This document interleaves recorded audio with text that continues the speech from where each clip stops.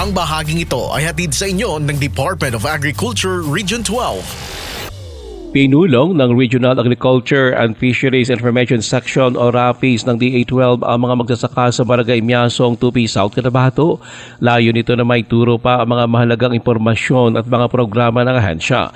Kabilang sa mga ito ang mga interbensyon mula sa Regional Crop Protection Center, Rice Program, Organic Agriculture Program, Agribusiness and Marketing Division Program at maging ang mga programa at proyekto sa ilalim ng Research for Development Division. Ito ay bahagi pa rin ng nagpapatuloy na information caravan ng DA12 na nasa ikalawang bugso na ngayon.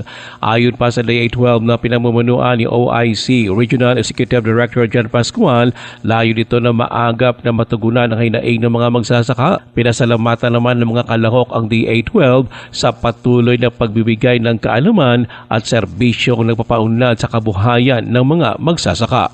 Ruel Usano, NDBC Bida Balita.